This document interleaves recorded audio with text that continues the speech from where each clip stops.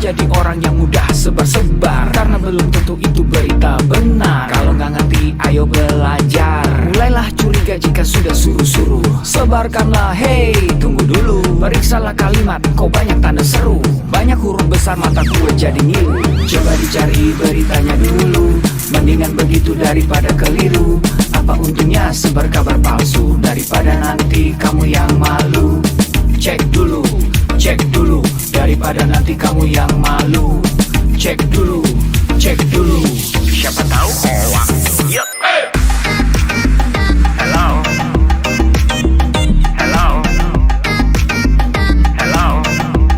siapa tahu hoax. Yup. Hello,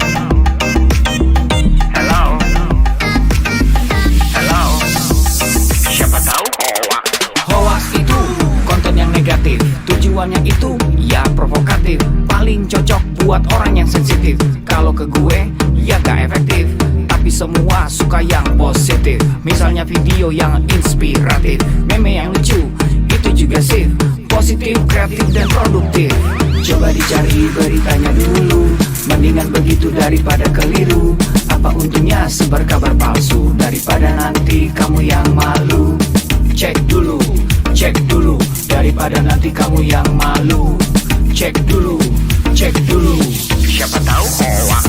Yup. Hello,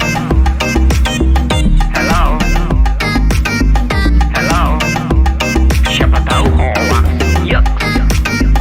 Hello,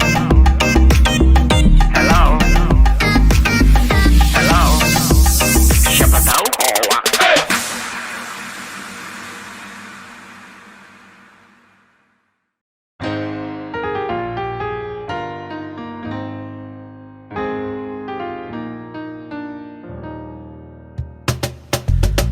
Tolong aku melolong, baca sosmed bikin aku bengong. Banyak berita isinya bohong, bikin orang jadi saling menggonggong. Seperti ada niat sebar kebencian, tanpa peduli akan ada kerugian. Seperti dapat munculnya permusuhan, karena tertipu jadi curigaan. Gue pernah baca hoax di sosmed, yang jadi merugikan tukang trompet. Katanya trompet bisa bikin kanker, trompet sih cuma bisa bikin bibir doer. Sylvester Stallone dibilang mati, Brad Pitt juga dibilang mati, Mr. Bean, Jackie Chan juga dibilang mati. Seneng banget doain orang mati. Harusnya ada etikanya bermain sosial media. Tak bisa asal mengirim tanpa dipikirin, bisa fatal akibatnya. Bersihkanlah udara kita dari kebencian. Sebarkan saja cintamu untuk Indonesia. Wahai kepada pengguna sosmed, mari bersatu sampai lengket. Jagalah persatuan, jangan lobet. Hati-hati banyak tukang copet. Hey, jangan sampai salah posting, bisa bikin orang jadi pusing. Cek dulu itu penting, jangan jadi cepat terpancing. Gue pernah takut salah minum, karena bahaya buat tulang sumsum. Hampir semua merek disebutkan, gara-gara itu gue kehausan. Gue tertipu isu PKI, katanya jutaan sudah dipersenjatai. Akibatnya gue keluar biaya, bikin persembunyian bawah tanah. Harusnya ada etikanya bermain sosial media. Tak bisa asal mengirim tanpa dipikirin, bisa fatal akibatnya. Bersihkanlah udara kita dari kebencian. Sebarkan saja cintamu untuk Indonesia. Bersihkanlah udara kita dari kebencian. Sebarkan saja cintamu untuk Indonesia.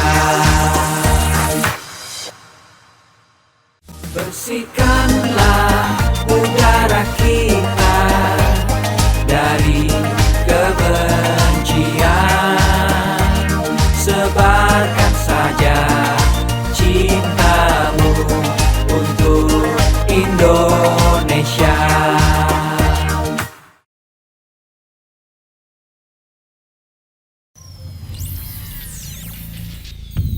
Selamat datang di Indonesia Makin Cakap Digital, langsung dari 34 provinsi, 514 kabupaten kota, diikuti lebih dari 500.000 talenta digital.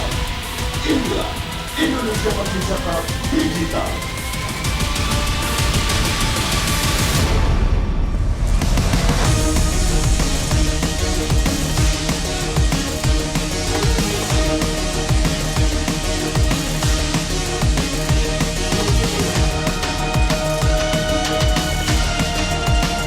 Saya luncurkan program literasi digital nasional hari ini.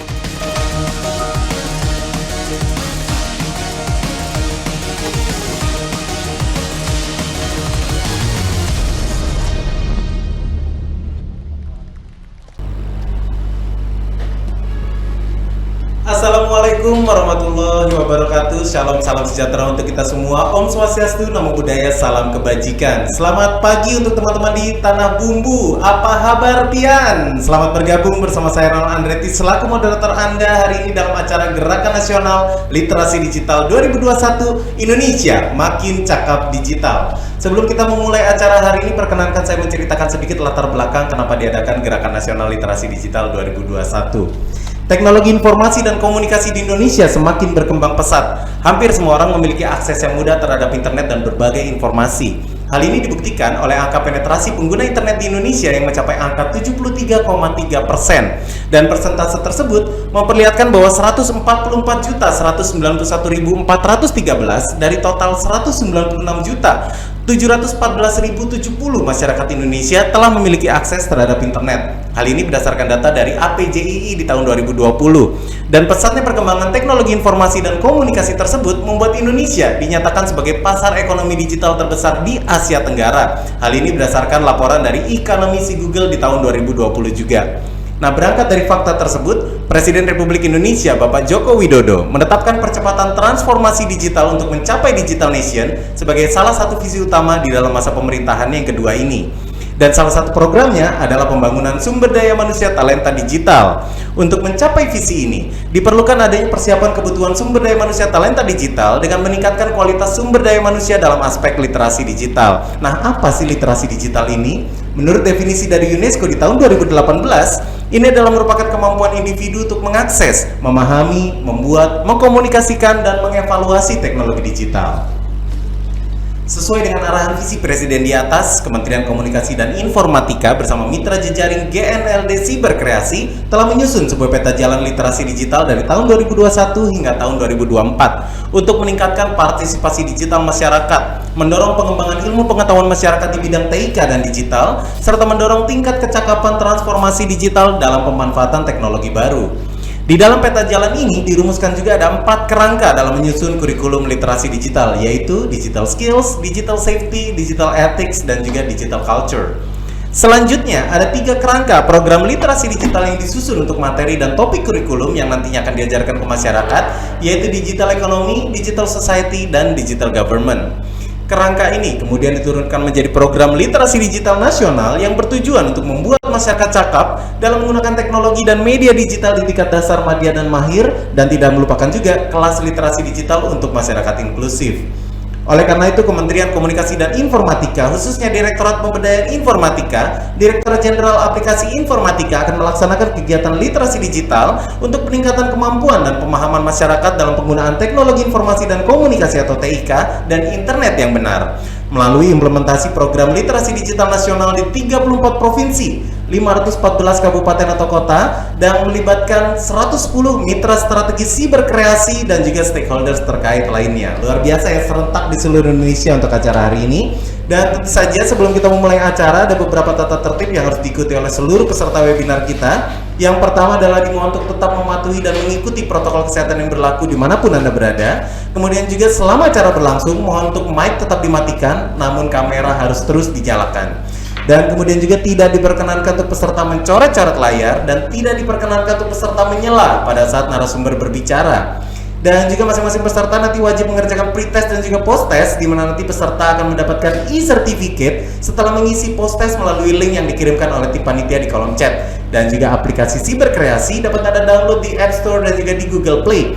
Dan untuk hari ini sudah kami siapkan total giveaway adalah Rp1.000.000 untuk 10 orang peserta nantinya yang bisa mengirimkan pertanyaan terbaik untuk di sesi Q&A kepada masing-masing narasumber.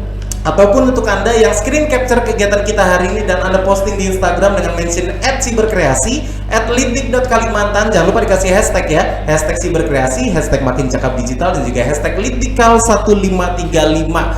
Dan nanti kita akan mengumumkan di akhir acara. Dan tentunya untuk mengawali acara kita hari ini, bersama-sama kita akan menyanyikan lagu kebangsaan Indonesia Raya 3 stanza. Diikuti dengan kita simak bersama video arahan dari Presiden Republik Indonesia Bapak Joko Widodo. Indonesia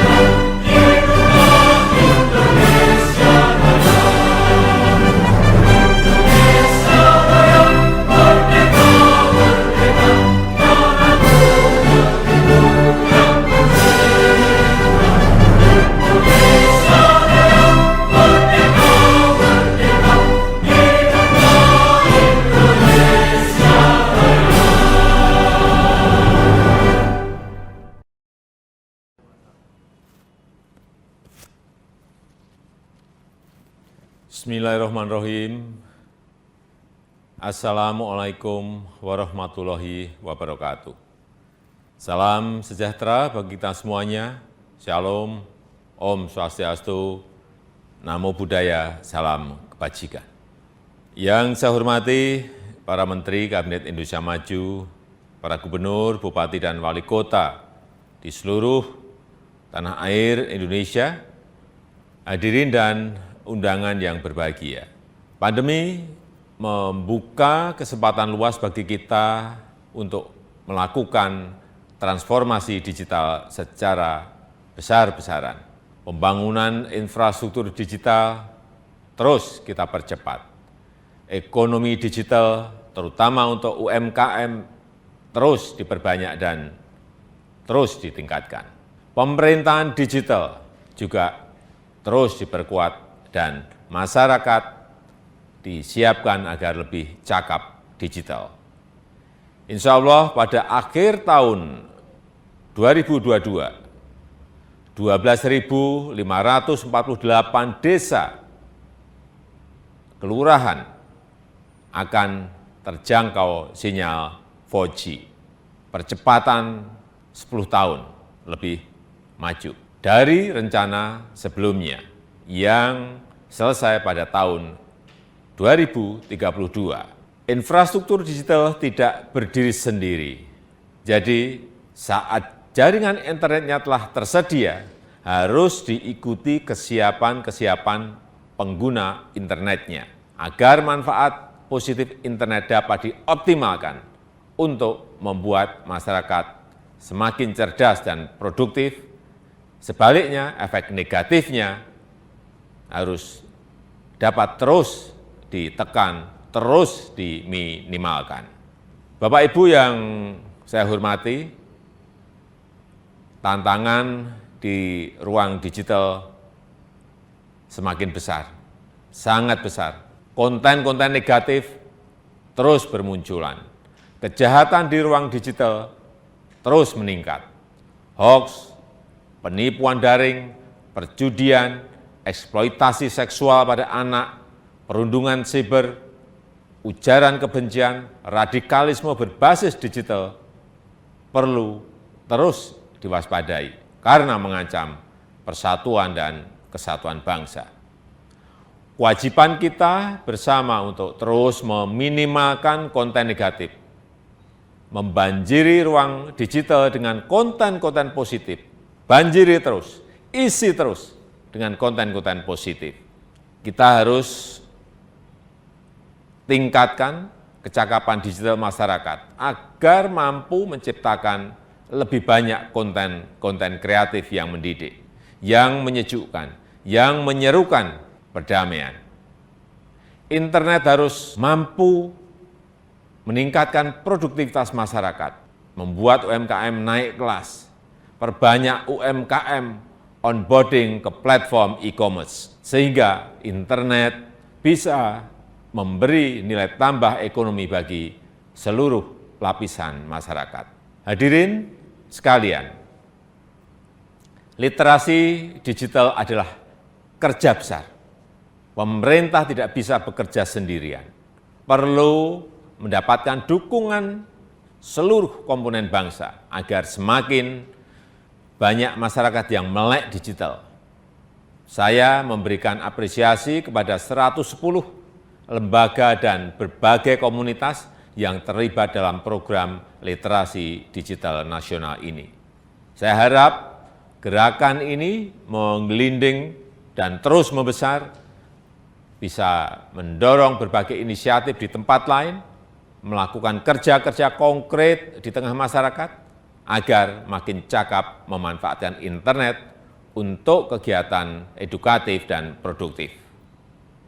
Saya rasa itu yang bisa saya sampaikan, dan dengan mengucap Bismillahirrahmanirrahim, saya luncurkan program literasi digital nasional hari ini. Terima kasih. Wassalamualaikum warahmatullahi wabarakatuh. Om Santi Santi Santi Om. Namo Buddhaya.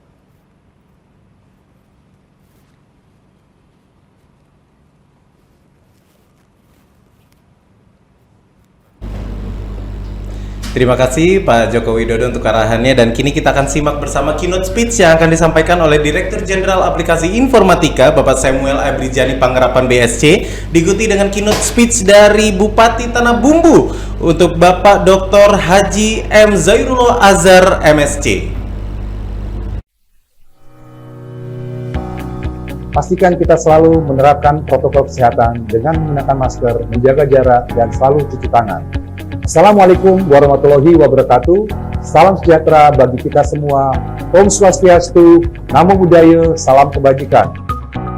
Rekan-rekan yang saya hormati, puji syukur kita panjatkan kehadiran Tuhan Yang Maha Esa atas berkat dan rahmatnya kita dapat berkumpul secara virtual dalam keadaan sehat di tengah situasi pandemi COVID-19.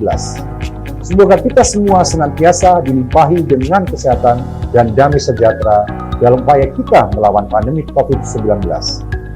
Menjadi kebanggaan tersendiri bagi saya untuk membuka acara ini, di mana acara ini merupakan sebuah kegiatan yang diadakan oleh Kementerian Kominfo bekerja sama dengan Cyber Kreasi di bawah kerangka program literasi digital. Sebagaimana yang telah kita ketahui bersama, kehadiran pandemi dan pesatnya perkembangan teknologi telah mengubah cara kita beraktivitas dan bekerja. Kehadiran teknologi sebagai bagian dari kehidupan masyarakat inilah yang semakin mempertegas bahwa kita sedang menghadapi era disrupsi teknologi. Untuk menghadapi hal tersebut, kita semua harus mempercepat kerjasama kita dalam mewujudkan agenda transformasi digital Indonesia. Rekan sekalian yang berbahagia, salah satu pilar penting dalam mendukung terwujudnya agenda transformasi digital adalah menciptakan masyarakat digital, di mana kemampuan literasi digital masyarakat memegang peranan penting di dalamnya. Sebagai tingkat paling dasar, kemampuan literasi digital merupakan kemampuan yang paling krusial dalam menghadapi perkembangan teknologi saat ini untuk mewujudkan masyarakat Indonesia yang tidak hanya mengenal teknologi, namun juga cermat dalam menggunakannya. Pada tahun 2020, Kementerian Kominfo bersama Kata Data melakukan survei status literasi digital nasional, mengacu pada kerangka literasi digital milik UNESCO. Kajian tersebut menunjukkan bahwa indeks literasi digital Indonesia ada pada angka 3,47 dari skala 1 sampai 4. Di mana hal itu menunjukkan bahwa indeks literasi digital kita hanya ada pada sedikit di atas tingkat sedang, namun belum mencapai tingkat baik. Untuk mencapai tingkat literasi yang baik, pemerintah tidak dapat bekerja sendiri. Kementerian Kominfo bersama Cyber Kreasi dan berbagai stakeholder terus berupaya mengadakan berbagai kegiatan untuk meningkatkan kemampuan literasi digital masyarakat Indonesia, dan salah satunya adalah yang sedang rekan-rekan sekalian ikuti sekarang. Rekan-rekan yang saya hormati, dalam menghadapi perkembangan teknologi yang sangat cepat, literasi digital merupakan kunci dan fondasi utama harus kita semua miliki.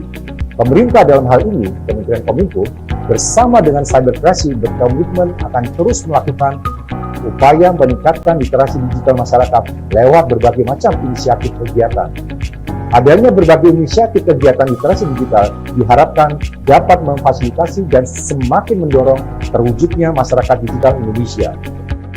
Keadaan normal yang baru, baik sekarang maupun pasca pandemi, akan mempercepat proses digitalisasi di berbagai lini kehidupan kita. Maka dari itu, kita harus mempersiapkan SDM kita dengan keterampilan digital yang sesuai untuk menghadapi perubahan ini. Akhir kata, mari kita membawa perubahan positif untuk Indonesia yang lebih baik. Kita ciptakan inovasi-inovasi berkualitas dengan mengembangkan talenta dan memaksimalkan potensi masyarakat digital Indonesia. Bersama kita dapat melalui pandemi dengan menjadi lebih baik dari masa sebelumnya. Demikian sambutan yang dapat saya sampaikan. Selamat mengikuti kegiatan, tetap semangat, dan salam literasi digital. Wassalamualaikum warahmatullahi wabarakatuh. Om Santi Santi Santi Om.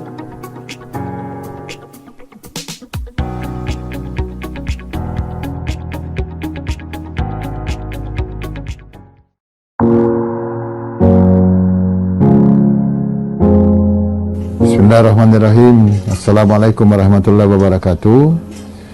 Sesuai dengan arahan dan visi Presiden Republik Indonesia melalui Kementerian Kominfo bersama mitra jejaring Gerakan Nasional Literasi Digital GNLD, Cyber Kreasi telah menyusun sebuah peta jalan literasi digital tahun 2021 sampai 2004 untuk meningkatkan partisipasi digital masyarakat.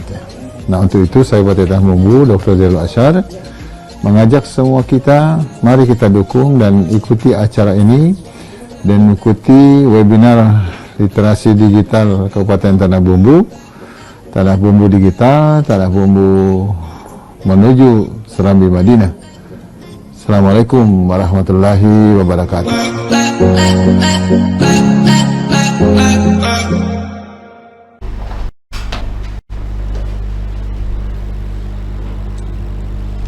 Terima kasih sekali untuk Bupati Tanah Bumbu yang telah membuka acara kita hari ini, dan bersama-sama kita akan berdoa bersama menundukkan kepala sejenak demi kelancaran acara kita hari ini, dan tentu saja semoga teman-teman yang berada di Tanah Bumbu dapat menerima manfaat dari literasi digital kita, dan juga kita doakan untuk Indonesia yang kita cintai semoga bisa segera pulih kembali dari masa-masa sulit di tengah pandemi yang mewabah di seluruh dunia, dan kita semua diberikan keyakinan untuk tetap kuat dan juga bisa menjadi manusia yang lebih baik lagi ke depannya.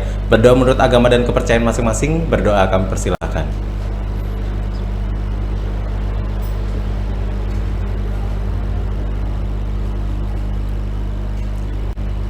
Amin, terima kasih. Semoga doa terbaik kita segera dikabulkan oleh Tuhan Yang Maha Esa. Dan kini kita akan memulai untuk literasi digital kita dengan topik besar, keterampilan yang wajib kamu ketahui di era digital. Dan untuk itu kita langsung saja bertemu dengan narasumber kita yang pertama. Kali ini kita akan bertemu dengan seorang musisi dan entrepreneur. Ada Mas Piyu Padi. Ini Mas Piyu Padi Reborn yang hari ini sudah bergabung bersama kita untuk menyapa teman-teman yang ada di Tanah Bumbu. Selamat pagi Mas Piyu. Halo, selamat pagi semuanya. Selamat pagi buat teman-teman dan semua yang pagi hari. Semangat semua. Terima kasih. Alhamdulillah hari ini semuanya semangat sekali mendengar Mas Piyu, juga sehat hari ini ya. Tapi Mas Piyu, untuk hari ini kan kita berbaginya soal etika digital nih, berekspresi di media sosial. Nah, kita yang pengen tanyain dulu di awal, sebetulnya dari kesibukan Mas Piyu dulu, sebetulnya ketika zaman masih tatap muka, meet and greet, roadshow kemana-mana, kemudian juga masih bertemu dengan fans-fansnya Sobat Padi di mana-mana, kemudian berganti masuk di masa pandemi adalah kita masuk di masa transisi ketika semuanya serba digital, semuanya serba online, semuanya serba dikerjakan di rumah. Nah, di masa transisi seperti itu apa yang dialami oleh seorang Mas Piyu Padi nih? Ya, memang kita semua kegiatan offline ya, dalam kita tatap muka, kita langsung berdiskusi, langsung one face segala macam.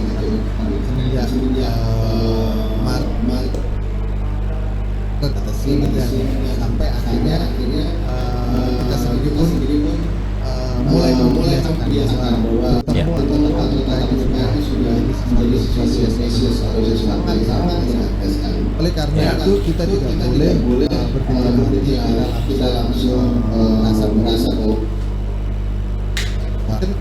kita punya keyakinan bahwa harus jalan dan banyak kegiatan yang biasa bisa kita atasi atau kita gunakan. Nah, oleh karena itu sama seperti teman-teman semua, kalau saya kan dalam musik secara live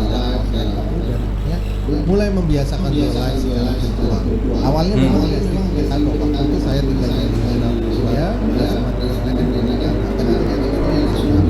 kadang kita nggak bisa live secara real time, tapi bisa di record dan live taping gitu. Tapi semua kita terbiasa terus. Jadi kita mulai membiasakan shifting dari konvensional kita menjadi virtual semacam ini. Semua akhirnya kita lakukan, buat konten, terus juga buat kegiatan lain yang notabene memang jauh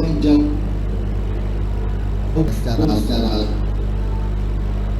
akhirnya kita harus adjusting, kita harus adjust semuanya yang dulu serba tulis, sekarang kita harus Betul sekali, dan pilihannya adalah masuknya di sosial media, di mana dulu mungkin teman-teman Padi Reborn semuanya misalnya kayak Opa atau Kak Yoyo juga jarang menyentuh sosial media. Sekarang akhirnya semuanya mulai menyentuh sosial media pribadi gitu kan, untuk bikin konten.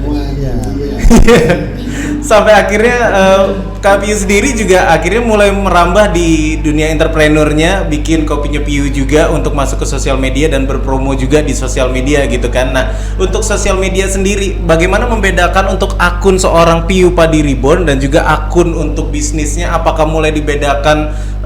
Kemudian juga bagaimana untuk merespon semua feedback yang masuk untuk semua konten yang dibuat oleh seorang Piu? Ya, begini. Jadi memang kita harus membedakan diri kita ya, apalagi sebagai figur atau sebagai orang yang dikenal banyak orang. Ya. Jadi kita memang harus membedakan diri kita. Kita harus pahami bahwa kita punya brand. Makanya kita branding yourself itu perlunya adalah kita membuat bukan apa namanya jurang pemisah ya, tapi lebih kepada bagaimana kita membedakan kita sebagai karakter kita sebagai brand dan kita sebagai pribadi atau personal kita sendiri. Nah, ini saya mencoba, saya dari awal memang sudah memposisikan bahwa saya punya brand sendiri. Kalau brand dengan musik, dengan padi, ya saya akan tindak sebagai jadi brandnya padi ada sendiri. Dan terus kalau saya sendiri ada brand yang saya bentuk sendiri, brand baik dari cara kita, baik cara saya untuk berinteraksi dengan publik masyarakat itu dengan sebagai person pribadi yang lebih ke Surabaya betul. Lebih kental ya. Brand itulah yang harus kita pisahkan. Jadi kalau saya kan berlaku sebagai player, songwriter di situ. Tapi sebagai brand itu bisa orang yang Piu yang gitarnya lebih sebagai Les Paul pakai Les Paul juga pada brand gitarisnya seperti itu, songwriter. Jadi memang selalu sebagai Piu atau orang yang sebagai Piu saja gitu. Nah, apalagi kalau kita punya brand yang baru di dalam bisnis, kayak saya punya sekarang ada Piu ya, saya harus ada sosial media sendiri yang saya melakukan itu, dan mereka punya karakter sendiri berbeda banget dengan saya di Padi atau saya di Piu. Jadi memang kita harus pandai-pandai untuk tahu untuk mengerti siapa diri kita sebagai brand, sebagai orang biasa yang dikenal sama lingkungan kita. Iya. Jadi tentunya kita harus punya batasan-batasan seperti apa kita ingin menampilkan sosial media kita. Kalau ibaratnya sosial media ini rumah gitu kan, jadi yang mau kita tampilin apa nih? Cuman ruang tamunya aja atau pekarangannya aja, itu semua filternya berarti dari kita nih.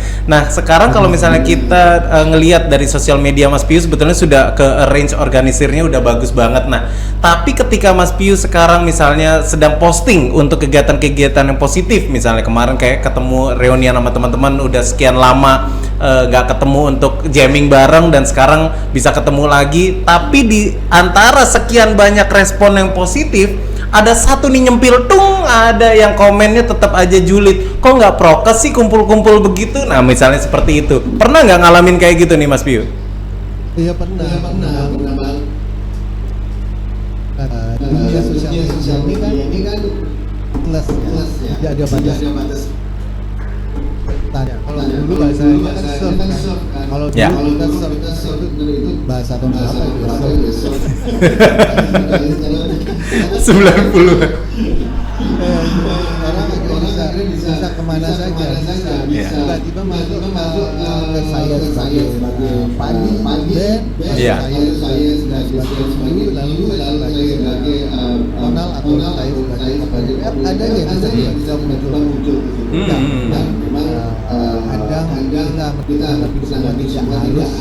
kita harus konfront balik, kita harus negatif. Saya itu biasanya saya itu kalau mau menjawab sesuatu saya selalu pikir dulu. Jahat enggak ya kalimatnya ya. Ini saya selalu berpikir. Jadi ya saya lebih mengutamakan saling sharing itu banget. Ya. Dan itu kalau misalnya untuk responnya pernah nggak sih sampai yang bener-bener kelewat batas gitu sampai akhirnya Mas Piu gatel, oke ini kayaknya harus ada efek jerak nih untuk orang ini, pernah nggak ngalamin kayak gitu? Ada ya? Ada. Wow, boleh diceritain sedikit dong, Mas Biu? Nah, ini saya mau cerita. Jadi, Nah. suatu ketika Pak Diman itu diminta untuk mensosialisasikan 3M. Jadi Oke. pakai masker, harus menjauhi kerumunan, terus mencuci tangan dan sebagainya. Nah, waktu itu kita membuat video, terus habis itu kita sudah responnya sangat luar biasa sekali. Awal-awal PSBB dulu kan. Ya. Kita membuat diminta oleh Satgas COVID-19 dan itu sebenarnya kita non charge sama sekali. Kita melakukannya atas dasar Support ya. Ya, support. Kita tidak dibayar dan kita benar-benar melakukannya dengan support kita sendiri. Oke, akhirnya itu ramai dan masuk ke Instagramnya Padi kan. Itu ada yang komentarnya itu sangat ini banget sekali. Jadi sampai kenapa sih corongnya pemerintah itu saya udah gatel nih. Wah. Jadi dibilang bahwa KM ini adalah menjadi corong pemerintah. Langsung saya bilang ke Mas kalau saya kita mencoba untuk melakukan perbaikan, kita mencoba salahnya gimana? Dia jawab lagi. Saya jawab lagi sampai akhirnya saya coba ini ada kamu mencoba memberi Iya.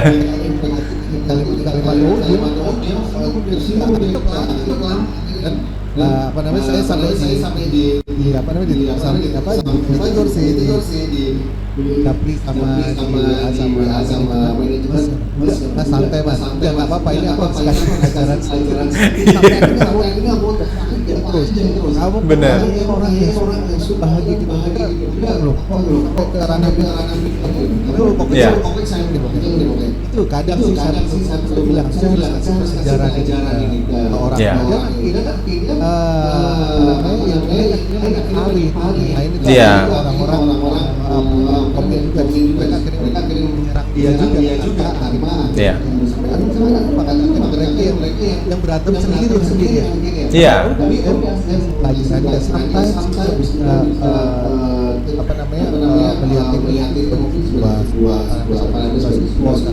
sebuah kritikan Iya. ada masalah. Kalau itu kan udah sekali. Betul. Lakon seperti jadi sekolahnya pemerintah itu agak Iya. sedikit agak sedikit kurang ajar. Ya. Ya, karena balik lagi sebetulnya niat baik kita adalah menyebarkan ikhtiar supaya kita bisa tetap sehat, itu kan ikhtiarnya 3M, nggak ada tendensius apapun di situ ya kan, bentuknya adalah support untuk menyuarakan. Iya, sosialisasi 3M itu sebetulnya bisa dilakukan oleh siapa saja gitu kan, cuman karena public figure melakukan itu akhirnya diserang gitu kan. Nah, tapi untuk kali ini Mas Piu merasa nggak untuk sebetulnya Indonesia sendiri, netizen di Indonesia, ini kita masuk masa darurat untuk berkomentar nggak? Maksudnya netizen ini udah masuk di masa-masa jarinya ini, kayaknya udah ini bahaya loh kalian ini. Itu menurut Mas Piu gimana? Iya. Kan sampai dengar tuh sampai ada yang survei bahwa Ya. termasuk Benar. Duh. Memang agak sedikit ini sih agak khawatir karena ini punya dampak buruk orang biasa untuk melakukan sesuatu yang secara masif, secara mereka merasa diri mereka benar harus melakukan komentar yang yang berusaha untuk menjatuhkan akun lain sebagai salah satu contoh darurat ketika bersosial media itu adalah waktu Pilpres kemarin. Pilpres 2014 itu kan kita jadi terpolarisasi yang 21 dan segala macam itu tidak bisa dibendung karena liarnya bergerak setiap kala itu karena semua punya kepentingan. Jadi yang satu yang satu bisa karena kepentingannya ada kepentingannya. Iya. Ya. Dulu sih karena akibat dari filtrasi akhirnya semua terbiasa untuk menyerang, terbiasa Ya. untuk melakukan asumsi yang negatif. Akhirnya Benar. itu menjadi sebuah kebiasaan. Nah, itu Ya, termasuk juga kayak konten-konten creator akhirnya juga diserang kan itu Mas Biu ya. benar. Akhirnya Ya. Baik, dan itu yang perlu dipahami sebetulnya karena kita masuk di survei tersebut sebetulnya akhirnya merembetnya kemana-mana nih, karena sebagai seorang warga negara Indonesia akhirnya semua kasus apapun kita akan selalu ujung-ujungnya di situ gitu. Nah, Iya. Saya sih termasuk orang yang setuju bahwa kita harus kita harus memberikan edukasi, kita harus edukasi untuk beretika dalam bersosial media, karena kita ini sebagai ini loh, maksudnya sebagai corong budaya gitu loh, maksudnya kita sebagai garda terdepan dari budaya Indonesia. Karena orang kan apalagi kalau pakai bahasa Inggris yang sangat negatif waktu mereka itu sampai katanya diserang. Iya. Itu parah sih. Malah kita membalas dengan negatif juga loh. Iya. Itu amin. Gimana untuk tips and triknya nih menurut Mas Pio untuk memperbaiki ini semua? Karena sebetulnya saya juga ngalamin nih untuk mengalami namanya dampak sebetulnya dari warga negara Indonesia yang terdampak karena survei tersebut yang akhirnya dibalas dengan respon negatif, dengan diserang juga akunnya sampai tutup. Akhirnya saya ketika apply nih untuk menjadi brand ambassador untuk brand luar, mereka cuman consider ini sosial medianya anak ini sebetulnya bagus, but we should reconsider because he's from Indonesia and the social media there is not quite polite. Ada ketemu dengan survei dan segala macam. Akhirnya saya nggak bisa dapat untuk job brand ambassador itu cuman gara-gara survei tadi gitu kan. Jadi langsung, I'm Indonesian but I'm not part of them gitu loh. Harusnya kan mereka paham gitu loh. Itu kesel sekali sih. Ini tips and triknya dari Mas Piu gimana nih? Ya, kalau saya sih memang harus dari kita sendiri dulu ya. Kita didorong kita memberi mereka sesuatu yang bahasa yang bisa mereka terima gitu loh. Dan kebetulan aja kita cara menyampaikan itu secara polite atau secara budaya kita. Itu ya pilih konten yang mau dibaca atau tidak mau mereka. Karena makin hari makin banyak kita kriminal atau mungkin sadis dan segala macam atau isu politik yang bikin kita jadi gerah.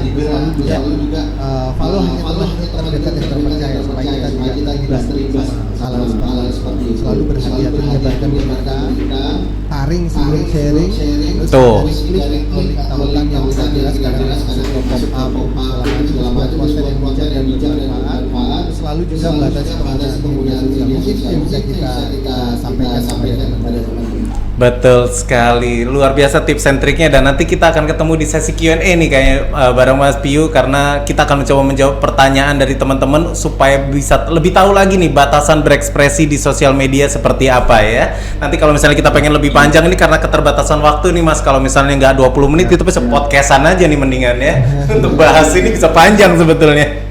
Terima kasih sekali Mas Piu untuk sharingnya pagi hari ini. Nanti kita ketemu di sesi Q&A ya Mas Piu.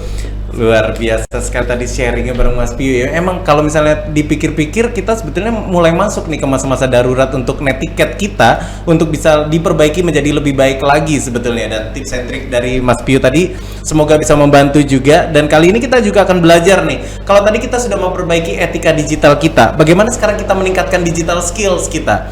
Digital skills kita kali ini akan bertemu dengan seorang guru matematika SMA N1 Sungai Loban Kabupaten Tanah Bumbu. Langsung saja kami sapa, selamat pagi untuk Pak I Gusti Ngurah Lanang Wira Atmaja SPD. Selamat pagi. Selamat pagi, Pak Ronald. Baik. Ya, selamat pagi Pak Gusti Ngurah Lanang. Hari ini telah bergabung. Boleh dong untuk sharingnya nih bareng teman-teman yang ada di Tanah Bumbu, bagaimana kita meningkatkan digital skills dan juga online learning, terutama untuk pembelajaran blended learning model flip classroom. Silakan untuk sharingnya. Ya, terima kasih. Sebelumnya saya ucapkan ya selamat pagi kepada semuanya, Bapak Ibu narasumber, Bapak Ibu guru yang berkenan hadir pada hari ini, anak-anak SMA Negeri 1 Sungai Loban yang penuh semangat, berprestasi semua, ya, yang hari ini juga berkenan bergabung dengan kami di sini dalam hal berbagi wawasan mengenai literasi digital. Dalam kesempatan ini saya akan menyampaikan pembelajaran blended learning atau flip classroom, yang di sini tentu membutuhkan kecakapan-kecakapan digital, ya, yang perlu dikuasai oleh seorang guru maupun nanti oleh seorang siswa. Nah, ini perlu diketahui bagaimana langkah-langkahnya agar para siswa siap dalam menerima nanti pembelajaran blended learning model flip classroom, gitu, ya. Nah, di sini saya adalah guru matematika di SMA Negeri 1 Sungai Loban sejak tahun 2008. Sudah sekitar kurang lebih 13 tahun saya mengabdi. Di sini saya mengambil digital skill and online learning. Oke. Blended learning flip classroom. Mungkin bisa dilanjut next. Nah, literasi digital ya, dalam kurikulum 2013, ini sebenarnya literasi yang dicanangkan oleh pemerintah itu ada 6. Yang pertama itu adalah literasi bahasa dan sastra, yang kedua itu literasi numerasi, ketiga itu literasi digital, ini yang kita akan bahas hari ini, keempat itu adalah literasi sains, ya, IPA gitu ya, ilmu pengetahuan alam. Yang keenam itu literasi budaya dan kewarganegaraan. Yang terakhir itu adalah literasi, saya lupa ya, mungkin ingat 5 aja ya, sudah lama tidak membuka saya. Nah, sekarang kita bahas tentang literasi digital dalam kurikulum 2013. Nah, di sini dalam keterampilan literasi digital ini mencakup pengetahuan dan penggunaan teknologi informasi dan komunikasi pelajaran. Nah, jadi tidak hanya mungkin pelajaran dulu pernah ada itu pelajaran TIK gitu ya. Nah, sekarang diharapkan semua guru bisa menggunakan teknologi, baik itu guru yang mengajar matematika, ya MIPA, ya IPA, IPS, bahasa Indonesia, dan sekaligus meningkatkan keterampilan siswanya nanti. Ya, mungkin nanti akan diminta tagihan tugas berbentuk ya modelnya proyek lah ya, dengan menggunakan aplikasi-aplikasi. Misalkan contoh satu ini aplikasi pengolah kata untuk menulis laporan. Mungkin ini adalah Microsoft Word ya. Misalkan membuat poster, menulis surat dan tugas-tugas lain. Nah, misalkan peserta didik mau membuat misalkan ya dengan menggunakan Microsoft Word ya. Nah, ini mungkin ada tugas dari ibu guru atau apa ya, harus bisa dikuasai ya, aplikasi ini. Kemudian aplikasi yang kedua adalah presentasi, yaitu menyiapkan presentasi yang bermakna dan menarik. Nah, di sini mungkin peserta didik bisa memanfaatkan aplikasi Microsoft PowerPoint ya.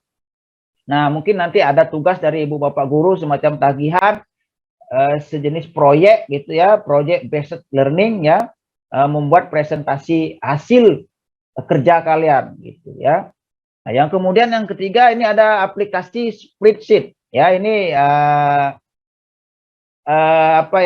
Microsoft Excel ini mungkin tujuannya ya, mengolah data, dan ini sudah saya lakukan dalam pembelajaran. Kita berbagi pengalaman saja. Kemarin mungkin anak-anak yang kelas 12 IPS 1 ya, kemarin sempat saya ajarkan tentang statistika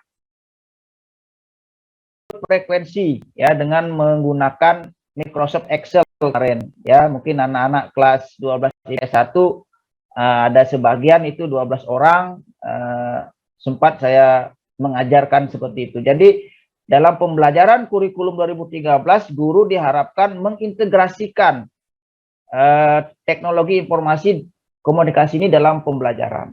Demikian. Ya, silakan next. Ya, di sini menurut Stecker and Horn ya, di sini adalah pembelajaran yang mengkombinasikan antara pembelajaran online dengan pembelajaran konvensional atau tatap muka. Nah, namun dalam pandemi COVID-19 ini, di sini tatap muka secara konvensional tidak diperkenankan. Nah, jadi di sini mengkombinasikan antara pembelajaran online sinkronus dengan asinkronus. Nah, sinkronus itu seperti ini, tatap muka. Nah, sedangkan asinkronus itu seperti kemarin saya lakukan kepada anak-anak, nanti anak-anak menonton secara mandiri. Nah, itu asinkronus ya. Nah, di sini beredar mengintegrasikan teknologi dalam pembelajaran. Namun pembelajaran blended learning ini keberadaannya teknologinya itu difokuskan untuk memfasilitasi peserta didik dan juga mengeksplorasi materi bahan ajar. Nah, contohnya tadi video ya, atau mungkin aplikasi yang lebih interaktif ya, dan mendapatkan pengalaman belajar secara mandiri. Nah, di sini ada kata-kata mandiri. Nah, dalam penguatan pendidikan karakter ini juga saya sampaikan bahwa ada 5 pendidikan karakter yang dicanangkan oleh pemerintah. Yang pertama itu adalah religiusitas, ya, religius, keimanan dan ketakwaan kepada Tuhan. Yang kedua adalah nasionalisme. Tadi sudah kita dalam acara ini mendengarkan lagu Indonesia Raya 3 stansa. Kalau religius tadi kita sudah mengawali dengan berdoa. Nah, terus kemudian yang ketiga adalah kemandirian. Ya, nah inilah mandiri. Jadi para peserta didik harus benar-benar artinya memberdayakan diri lah, ya, sekuat tenaga untuk bisa belajar mandiri dulu di rumah, menggali, mengeksplorasi kemampuan yang telah ada. Gitu. Kemudian yang keempat itu adalah gotong royong. Nah, setelah peserta didik sudah punya pengetahuan, ya, pengalaman, wawasan, wajib peserta didik itu berbagi, ya, berbagi dengan teman-teman secara gotong royong, gitu. Apa yang telah dipahami diberitahu kepada teman-teman, gitu. Kemudian yang terakhir adalah integritas. Integritas itu adalah orang yang bisa dipercaya, ya, atau jujur atau kejujuran, gitu ya. Nah, dalam pembelajaran blended learning ini peserta didik dapat mengakses bahan ajar secara online. Nah, jadi di sini saya sebagai guru mencoba untuk membuat video atau media video pembelajaran untuk bahan ajar. Mungkin saya upload ke YouTube atau Google Drive supaya peserta didik dapat mengakses bahan ajar itu secara online. Nah, peserta didik dapat lebih siap mengikuti pembelajaran tatap muka. Dalam hal ini bisa tatap muka. Nanti seandainya sudah turun PPKM level 3, sudah diizinkan untuk tatap muka terbatas, nah mungkin bisa di ruang kelas, ya. Nah, juga karena mungkin PPKM masih level 4, mungkin masih tatap muka secara virtual, baik melalui Zoom meeting atau Google Meeting. Nah, jadi peserta didik dapat mengulang lagi materi yang dipelajari setelah kelas selesai. Gitu. Ya, oke. Mohon lanjut lagi, next.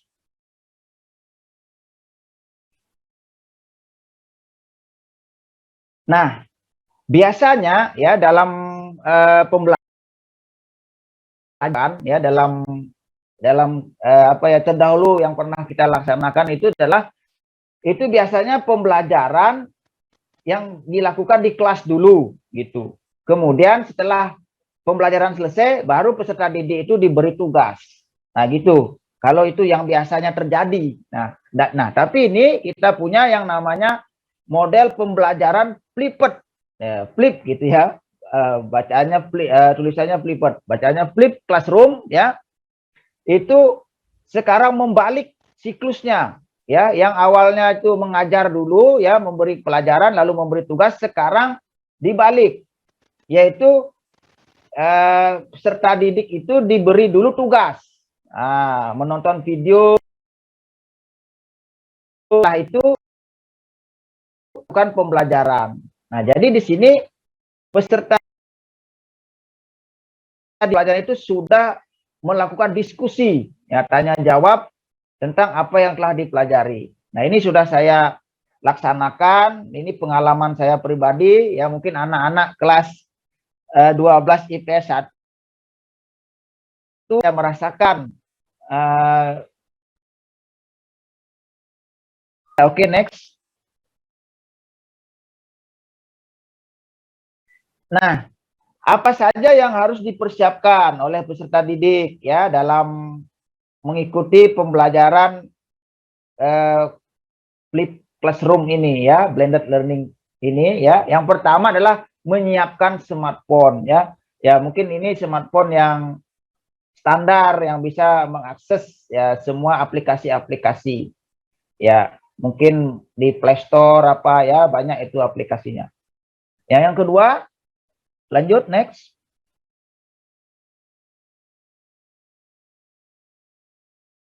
Ya, sekarang ya setelah itu ya memasang aplikasi Google Meet pada smartphone atau Zoom ya, aplikasi Zoom ya.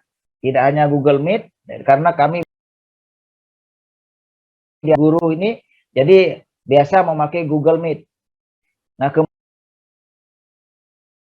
koneksi internet yang stabil ya, minimal kuota internetnya lah 2 GB lah ya, supaya nanti tidak putus di tengah jalan pada saat terjadi pembelajaran tatap muka virtual ya. Ya, lanjut next.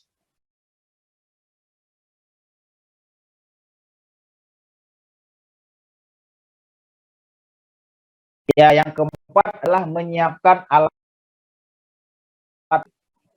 ya, artinya nanti harus benar-benar siap dalam mengikuti pembelajaran ini agar nanti ada hal-hal penting, hal-hal yang sulit atau hal-hal yang masih belum dimengerti bisa dicatat sehingga nanti bisa ditanyakan kepada teman atau kepada guru gitu. Ya, oke, selanjutnya.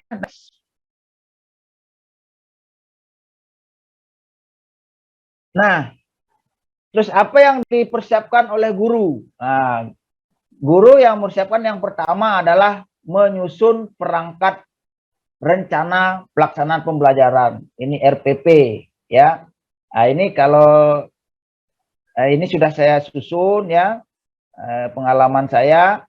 Ya, yang kedua adalah membuat media video pembelajaran. Nah, ya. Terus next.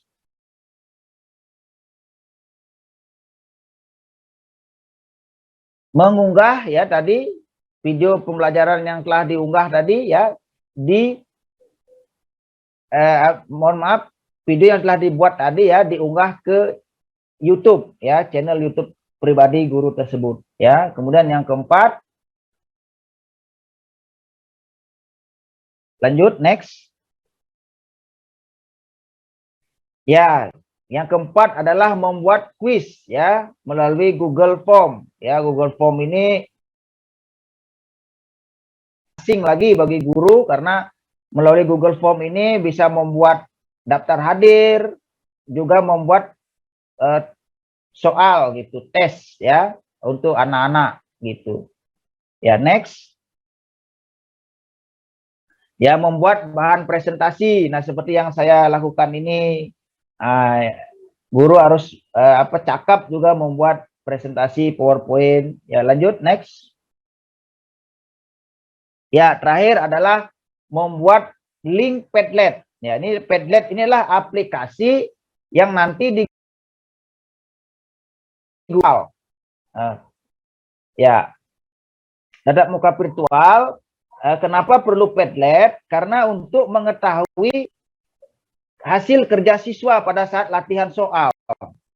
Karena guru tidak bisa melihat seperti tatap muka konvensional, bisa jalan-jalan melihat pekerjaan siswa. Nah, aplikasi Padlet ini berguna untuk guru secara cepat melihat memfoto pekerjaan mereka. Nah, lalu mengirim ke link Padlet ini. Jadi semuanya. Jadi peserta didik akan dengan mudah melihat pekerjaan dia sendiri dan pekerjaan temannya. Jadi bisa membandingkan. Pekerjaan teman saya ini begini, kok saya begini. Jadi ada diskusi di sana antara peserta didik. Nah, ini dengan aplikasi Padlet. Nah, kalau mau membuat, silakan kunjungi saja, searching Google ya, ketik aja Padlet, nanti keluar di sana. Ya, silakan next. Nah, di sini. Ya, jadi media video pembelajaran saya sikat dengan MVP ini itu bisa dibuat melalui PowerPoint. Ya, itu pertama-tama kita seperti biasa PowerPoint dengan animasi-animasinya. Nah, kemudian ketika sudah selesai, baru kita save atau send menjadi video. Boleh secara langsung ya, kita sambil presentasi, sambil kita bicara, maka otomatis komputer akan merekam slide tersebut dan suara kita. Nah, ini mungkin sudah banyak yang tahu. Nah, sudah selesai, tinggal menunggu disimpan, lalu nanti diunggah ke YouTube pribadi. Kemudian ada juga cara yang kedua menggunakan Bandicam. Nah, jadi seperti biasa juga buka PowerPoint atau apa gitu ya, PowerPoint misalkan, nanti Bandicam akan merekam otomatis ya, dibuka. Atau Bapak Ibu guru ya, anak-anak semua ingin memberikan tutorial, misalkan di Microsoft Excel atau tutorial membuat PowerPoint ya, animasi atau presentasi, dengan cara direkam dengan Bandicam ya. Kemudian cara yang ketiga membuat video yaitu menggunakan aplikasi Squid ya. Nah, Squid ini adalah aplikasi yang bisa dibuat coret-coret gitu, menulis dengan memanfaatkan rekam layar smartphone. Squid ini juga bisa memakai tangan untuk menulisnya. Nah, juga bisa misalkan membahas soal, cara pengerjaan soalnya gitu. Maka dengan aplikasi Squid ini kita bisa ya menjelaskan cara penyelesaian soal itu dengan seperti menulis di papan tulis gitu. Tentu dengan media dari rekam layar smartphone, sambil merekam sambil kita nanti akan rekam videonya gitu.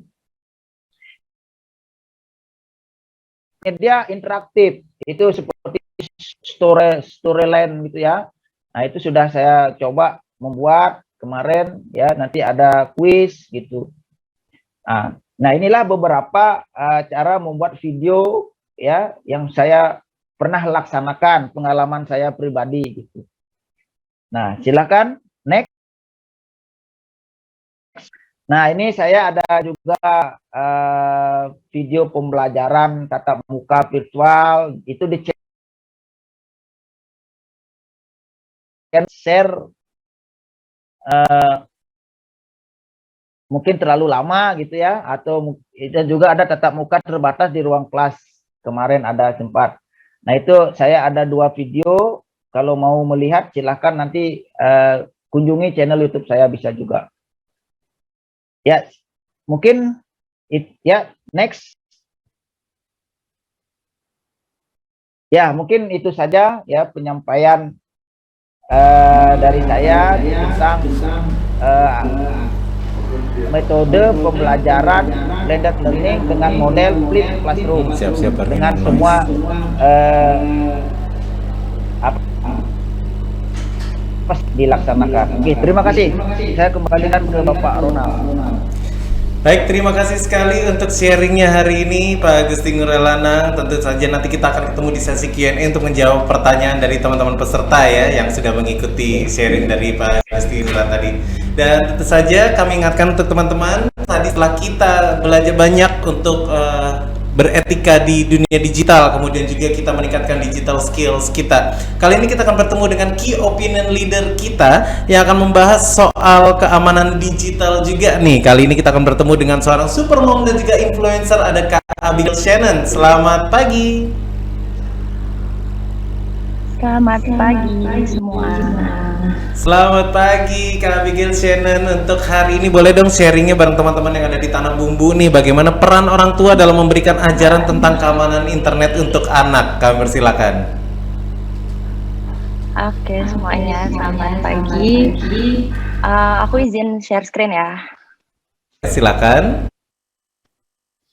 Oke. Perkenalkan semuanya. Perkenalan dulu kali ya.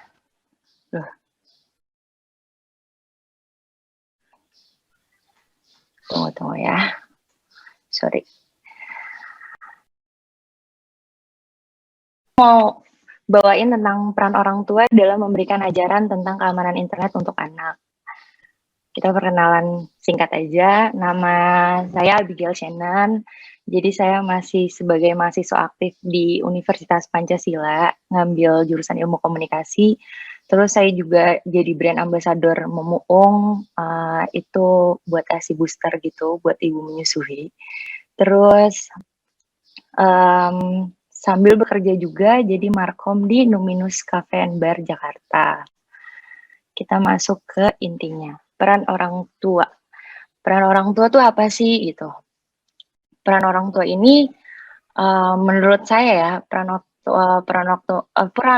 orang tua itu adalah peran yang paling penting gitu dari kita lahir kan. Karena dari kita masih di dalam kandungan aja kita udah tahu kalau misalnya hidup kita akan bergantung ke orang tua kita gitu nantinya. Nah, orang tua ini memiliki peran penting dalam membimbing dan mendampingi anak-anaknya, baik dalam pendidikan formal maupun formal.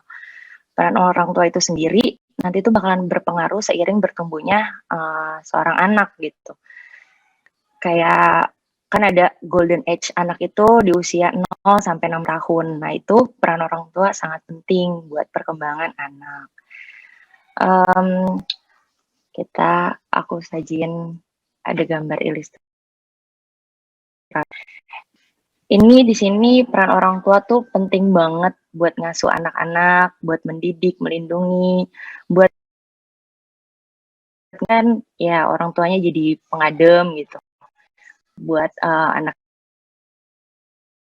kecil emosinya, terus kalau yang orang tuanya ngomong kasar nanti akan berdampak psikologi apa ke anaknya. Terus saya juga nyampein untuk orang tua yang berpisah gitu, untuk divorce, pasti kan ada perbedaan parenting ya dalam ngurus anaknya. Itu juga nanti ngasilin hasil yang berbeda di anaknya kemudian nanti. Lanjut di siapa anak. Kita mesti tahu dulu anak tuh siapa sih, yang bisa dikatakan anak itu siapa gitu.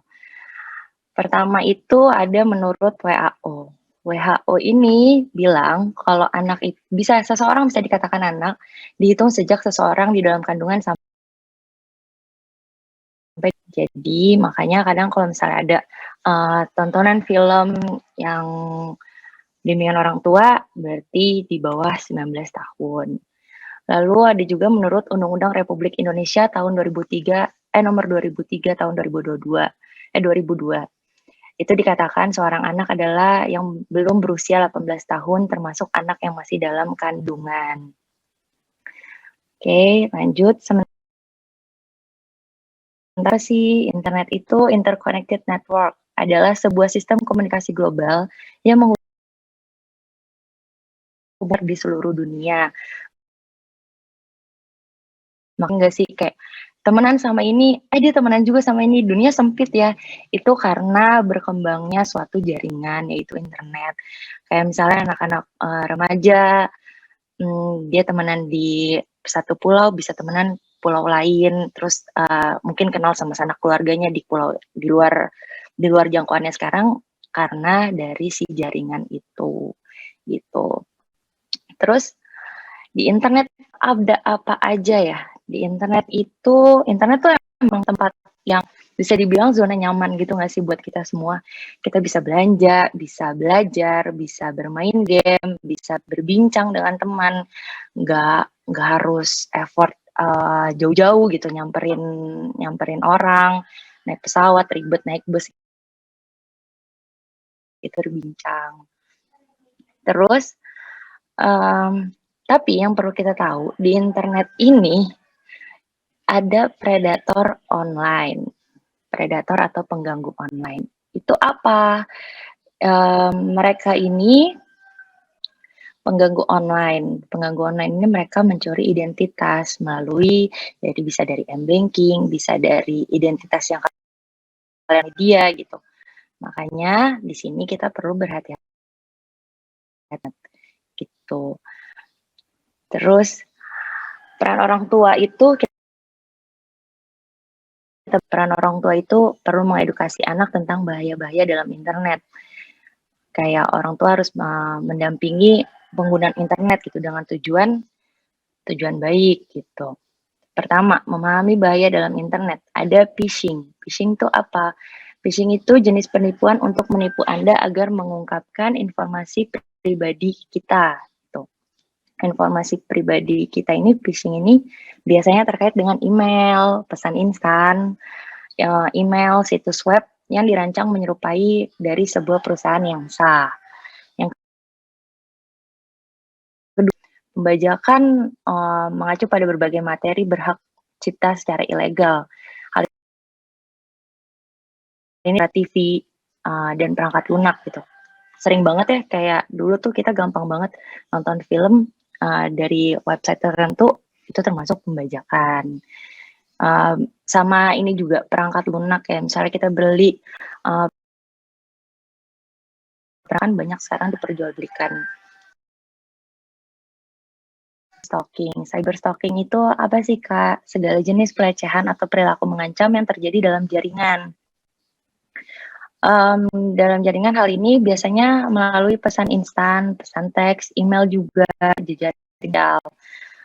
Jadi kalau misalnya ini kan kebanyakan selalu dari email, dari pesan singkat gitu ya. Nah, email kan kita sehari-hari selalu menggunakan email, jadi teman-teman sekalian harap berhati-hati. Lalu yang keempat ada malware. Malware itu perangkat lunak berbahaya yang dirancang untuk merusak komputer. Merusak komputer ini tujuannya untuk apa? Tentunya jelas sekali lagi untuk mencuri informasi pribadi. Ini termasuk virus, spyware, dan jenis perangkat lain dari perangkat lunak. Malware ini sering diam-diam menginfeksi lampiran email.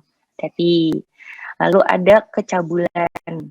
Kecabulan ini internet berisi banyak konten yang Anda mungkin tidak ingin anak-anak Anda melihatnya. Kayak apa sih? Termasuk pornografi, konten kekerasan, dan bahasa yang vulgar. Sekarang udah ramai banget ya kayaknya di sosial media kan. Terus yang terakhir, mengungkap terlalu banyak. Nah, ini banyak anak-anak dan remaja yang suka mengirim foto dan berbagi informasi tentang diri mereka sendiri secara berlebihan. Kayak tiap jam, tiap menit update gitu lagi ngapain, terus kayak cuman mau kamar mandi aja update gitu kan. Sekarang lagi pada sukanya kayak gitu ya, anak-anak dan remaja. Nah, hal ini dapat mempengaruhi kehidupan sosial mereka dan bahkan dapat mempengaruhi mereka beberapa tahun kemudian ketika mereka melamar pekerjaan. Gitu. Dalam beberapa kasus, informasi ini dapat digunakan oleh predator online juga, yang tadi pengganggu online. Lalu, apa dong Kak tipsnya buat orang tua gitu, peran orang tua buat jaga keamanan internet sama anak. Tipsnya itu tips umum yang dapat orang tua lakukan dalam memberikan ajaran keamanan internet untuk anak. Pertama, ajarin anak-anak Anda untuk menjaga informasi yang bersifat pribadi.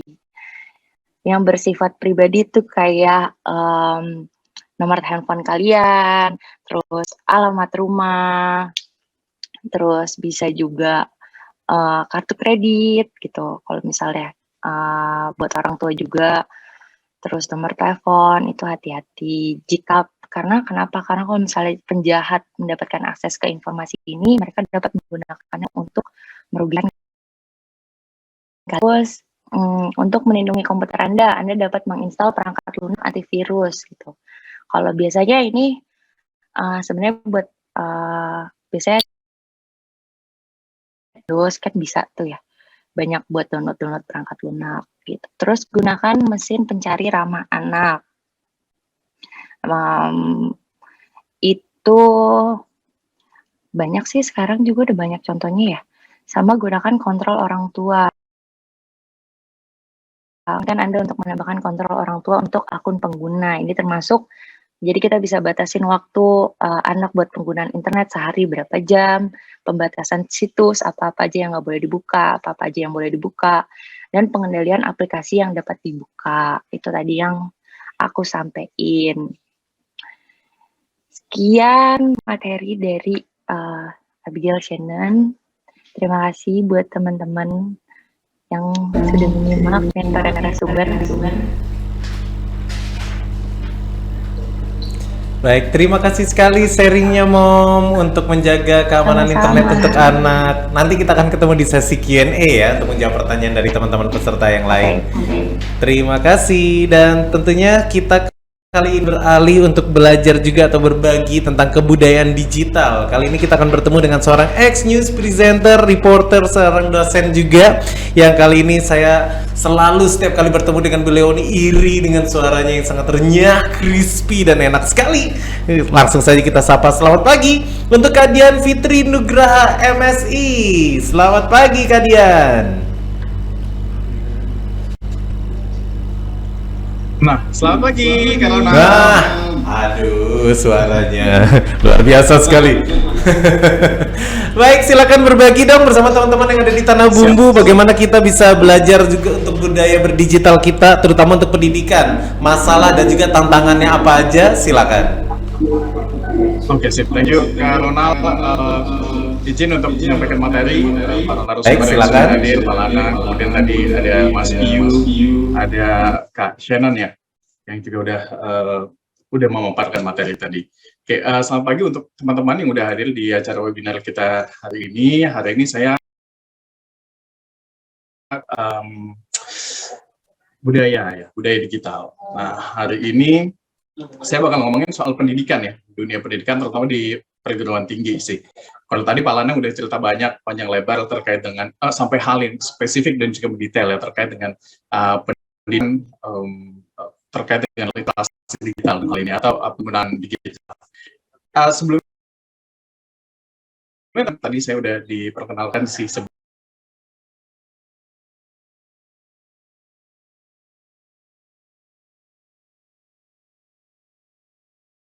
saya sebelumnya pernah menjadi penyiar radio, kemudian juga pernah menjadi news reporter dan juga presenter di Kompas TV.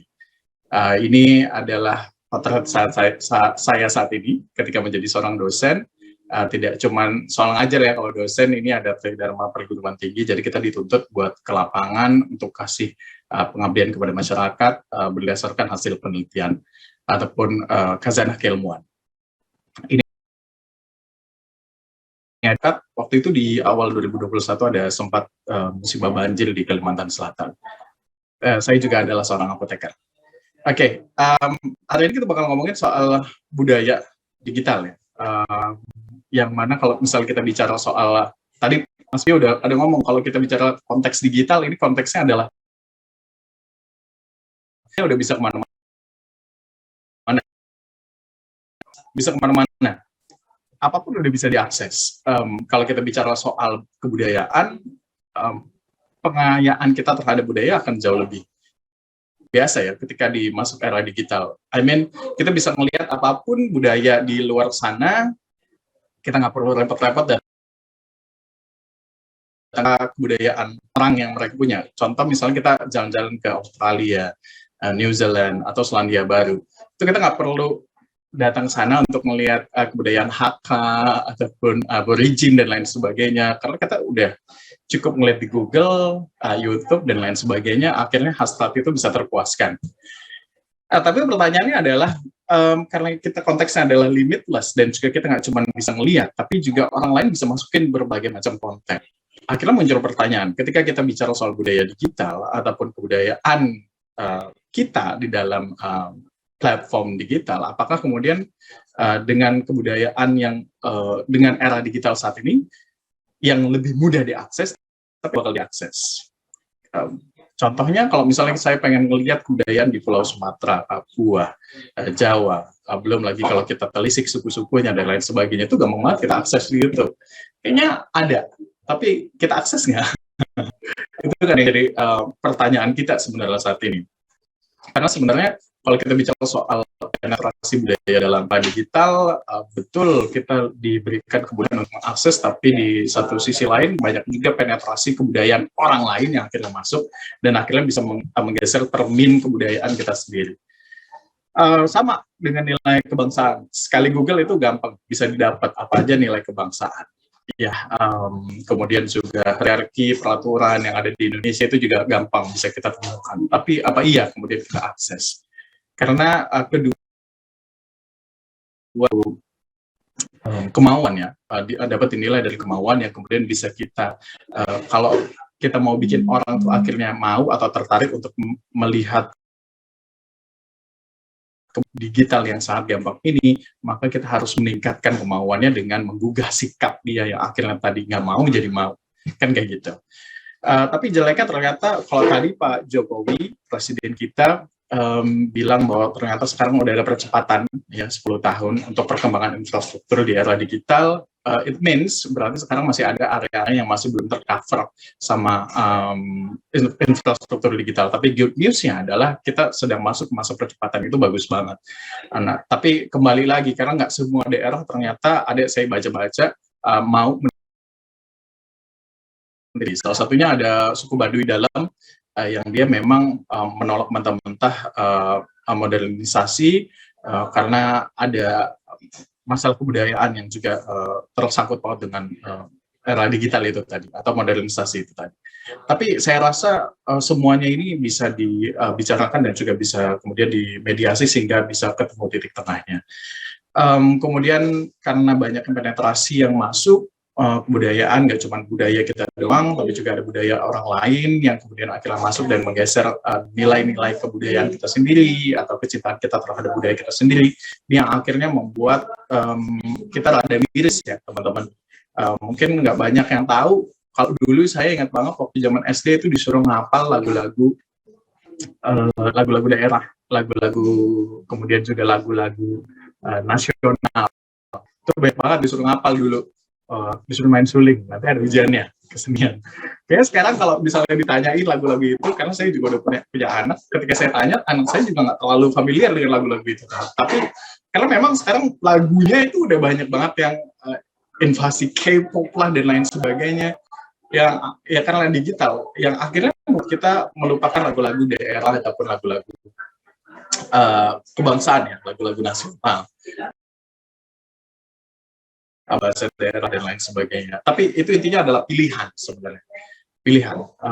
Sekarang PR kita bukan hanya sekedar mengemukakan masalah, tapi gimana, yuk bareng-bareng kita, bagaimana caranya kita bisa mengubah sikap supaya menjadi lebih baik dan aware sama masalah yang ada. Karena yang jadi permasalahan adalah kita itu larut dalam masalah karena kita nggak sadar itu adalah sesuatu.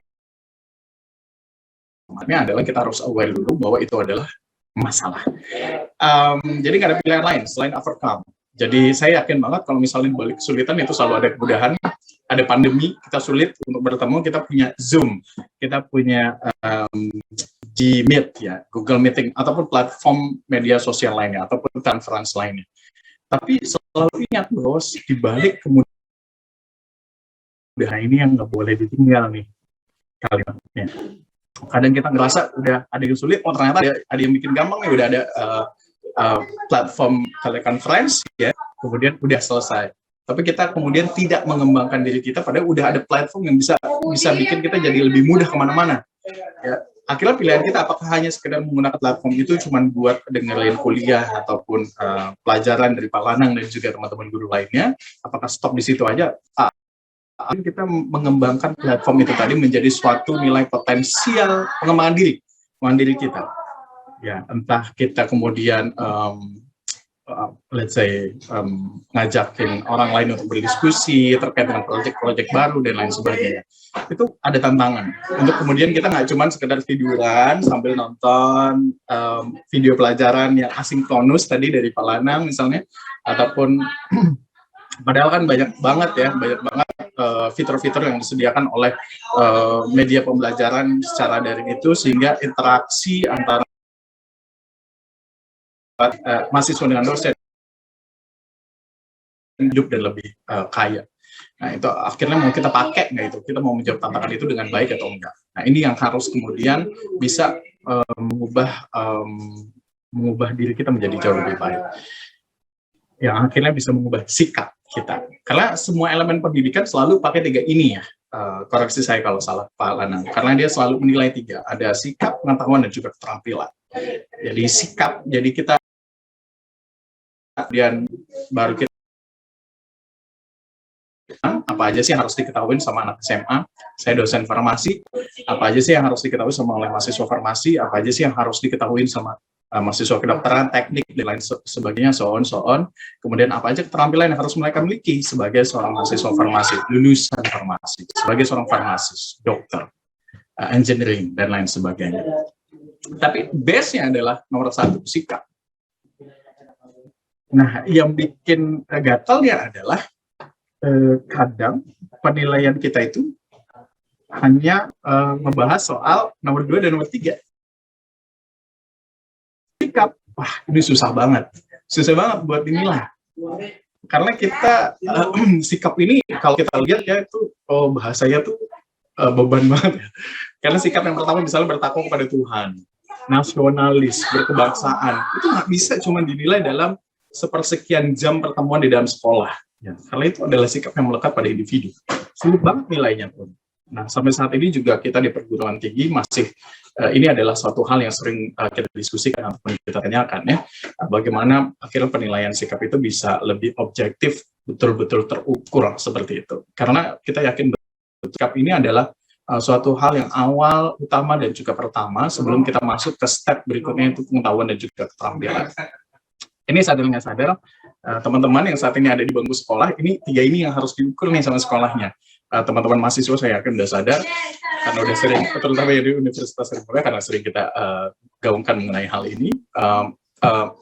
Ibu, Bapak Ibu yang mungkin memiliki anak, sadarlah bahwa 3 ini yang selalu diukur ya di sekolahnya. Ya, jadi selalu ini yang harus selalu diukur. Tapi intinya itu tadi, di sini saya mau bilang bahwa ternyata untuk penilaian sikap itu nggak gampang, nggak mudah, nggak mudah karena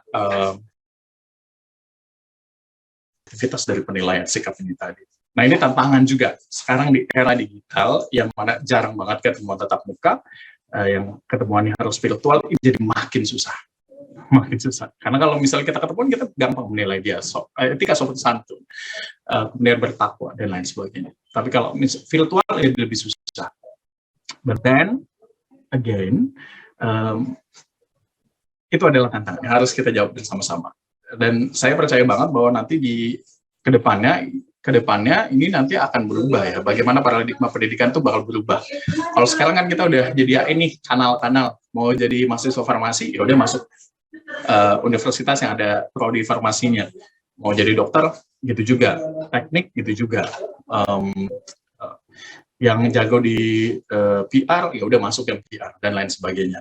Tapi kedepannya kita percaya banget bahwa sekarang dengan adanya era digital itu bisa berubah. Ini ada satu contoh yang menunjukkan, saya ngelihat ini ada di University of the People ya.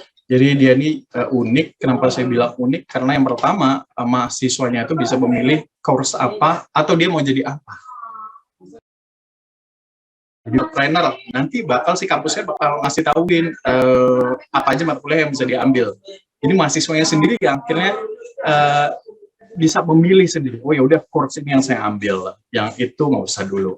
Jadi mahasiswanya, kemampuan manajerial mahasiswanya jauh lebih matang menurut saya. Itu yang pertama. Kemudian yang kedua, ini kalau bisa dilihat dari layar Bapak Ibu, teman-teman sekalian, ini ada satu yang kemudian melonjak naik. Computer science itu jauh banget meningkat ya sekarang. Dibandingkan yang education, health science, itu kecenderungannya sifatnya menurun. Ini adalah disrupsi dari etika digital, disrupsi era digital yang kemudian akhirnya ada pekerjaan-pekerjaan baru yang bermunculan, ada skill yang kemudian ini di masa depan, ini yang bakal kita butuhin. Yang ini kayaknya nggak terlalu perlu. Dan akhirnya semakin meningkat. Computer science itu jauh meningkat. Yang health science itu menurun. Ya, business administration itu kecenderungannya adalah stabil. Ini adalah suatu tantangan juga untuk dunia pendidikan. Jadi gimana ceritanya supaya dunia pendidikan yang berada di kanal health science ataupun education itu bisa yang berevolusi, ya harus keadaan terkini, ya, situasi terkini. Nah, akhirnya at the end saya itu mau bilang bahwa ternyata mau kita sebagai pengajar pendidik, orang tua, ayah, ibu, para siswa, mahasiswa, atau siapapun Anda saat ini, saya mau bilang bahwa sebaik-baiknya pendidikan itu adalah budaya yang bisa mempengaruhi sikap. Nah, jadi suatu pendidikan yang bagus itu adalah pendidikan yang bisa mempengaruhi sikap. Gimana cara kita mempengaruhi sikap? Yaitu dengan mengontrol keadaan sekitar. Bagaimana cara kita mengontrol keadaan sekitar? Yaitu mempengaruhi atau mengintervensi budaya yang ada di sekitar kita. Jadi kalau misalnya budaya di sekitar kita adalah budaya yang rajin, tangguh, dan lain sebagainya, insya Allah kita akan jadi personal yang demikian. Terakhir sedikit Mas Ronald, karena ini ada quote dari Stephen Hawking ataupun Albert Einstein, saya nggak tahu siapa yang ngomong karena masih ada perdebatan di dunia digital antara siapa yang ngomongin. Dia bilang adalah the measure of intelligence is the ability to change. Jadi orang yang pintar atau orang yang intelijen itu adalah orang yang mampu beradaptasi, ataupun orang yang selalu ataupun orang yang bisa beradaptasi. Sampaikan, Karona, thank you. Terima kasih sekali Kak Dian, quotes-nya luar biasa. Itu nanti saya mau cari juga buat quotes posting di Instagram. Nanti kita ketemu di sesi Q&A ya Kak Dian ya. Baik, kali ini kita akan langsung masuk ke sesi Q&A untuk seluruh narasumber. Akan kami masukkan kembali dan tentu saja tidak bisa semua pertanyaan dapat kami ajukan kepada narasumber, dan kali ini kita bertemu dengan narasumber kita yang pertama untuk Mas Piyu Padi Reborn nih. Ada pertanyaan dari Fajri Ramadhani atau Fijri ya. Sebagai seorang pelajar tentunya harus pintar-pintar membagi waktu dalam penggunaan media sosial. Nah, bagaimana sih cara atau tips nih agar tidak mudah kecanduan dengan sosial media? Mungkin dari pengalaman Mas Piyu sendiri yang membantu menjawab secara singkat. Ya, saya rasa kita memang harus pintar-pintar membagi waktu dalam sosial media tentunya. Jadi umpamanya ya kita masih harus tetap ingat waktu kita bekerja atau waktu kita belajar atau sekolah atau kuliah.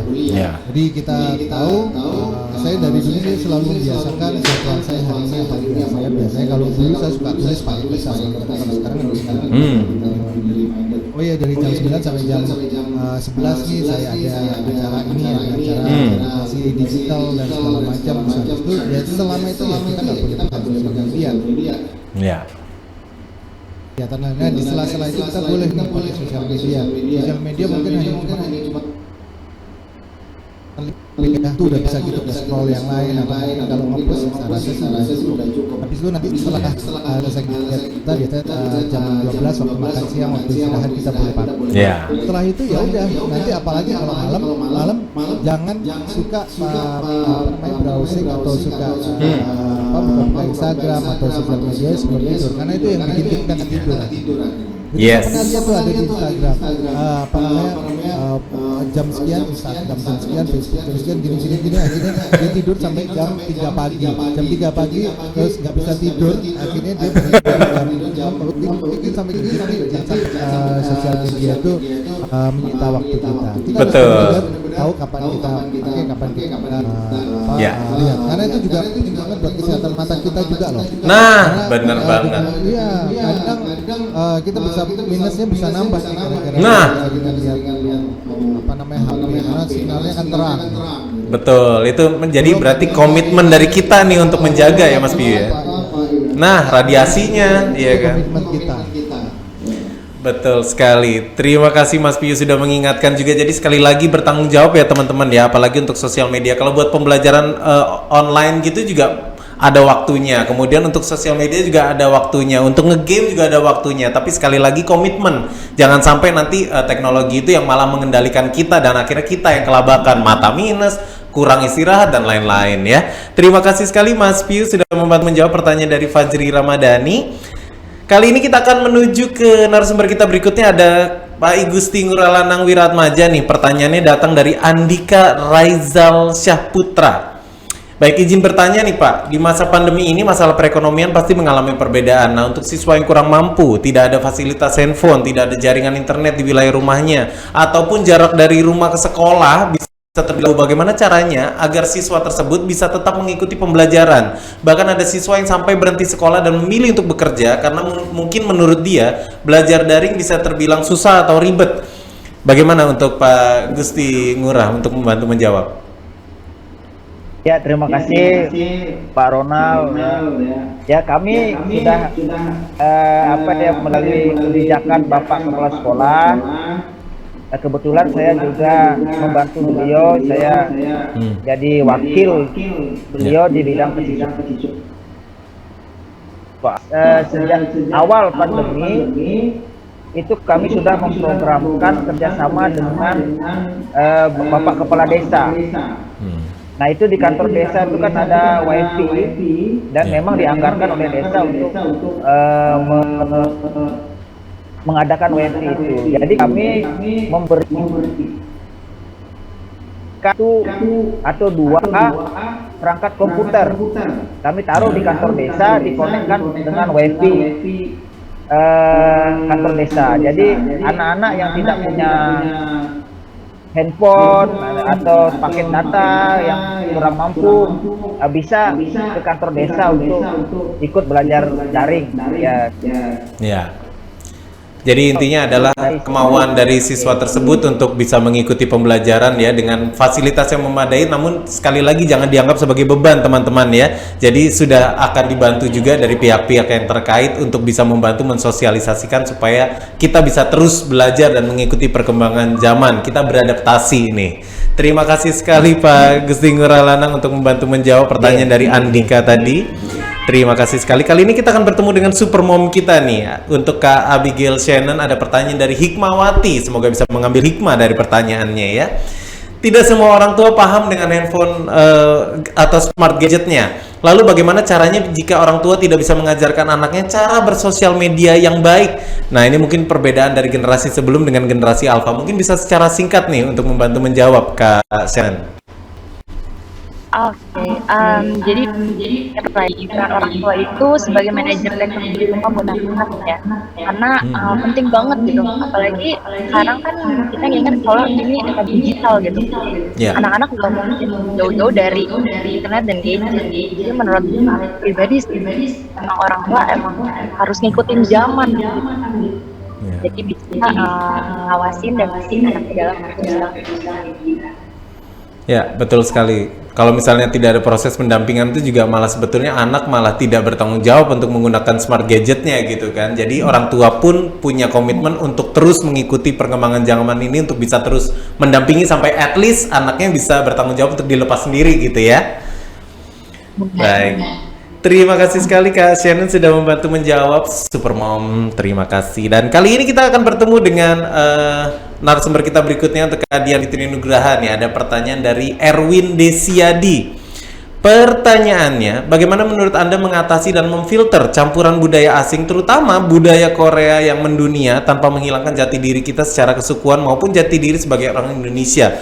Perlukah menguatkan mata pelajaran muatan lokal di sekolah untuk kearifan lokal nih? Bagaimana Kak Dia untuk membantu menjawab? Yang pertama adalah ini sih, bagaimana caranya kita memupuk kecintaan dan bangga sama budaya itu sih PR-nya ya. Karena kita sering mungkin ya melihat budaya kita jadi akhirnya bisa. Padahal budaya Indonesia yang dipromosikan di luar negeri itu mendapatkan apa? Seperti yang sebenarnya bisa kita bikin booming ya, bahwa kalau lo Indonesia lo tuh keren. Jadi setelah itu akhirnya masuk di siswa ataupun di mahasiswa, akhirnya saya rasa lambat tahun dengan sendirinya kecintaan itu bakal balik lagi atau makin tambah kuat. Kalau integrasi ke pelajaran, please bisa dilakukan. Tapi fokus dengan pengembangan ataupun pengayaan dari si anak didiknya itu tadi. Jadi nggak cuma selama kasih materi itu bikin boring. Tapi bikin tugas ataupun proyek yang akhirnya bisa bikin si siswa itu sadar.